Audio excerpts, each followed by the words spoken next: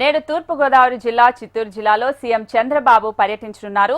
కొవ్వూరు నియోజకవర్గం మలకపల్లిలో ఎన్టీఆర్ భరోసా పెన్షన్లను సీఎం పంపిణీ చేయనున్నారు. తిరిగి మధ్యాహ్నం కుప్పానికి బయలుదేరి రాత్రి అక్కడే బస చేయనున్నారు. రేపు కుప్పంలో పలు అభివృద్ధి కార్యక్రమాలకు సీఎం శంకుస్థాపన చేయనున్నారు. ముఖ్య కార్యకర్తలతో కూడా సీఎం చంద్రబాబు భేటీ కానున్నారు.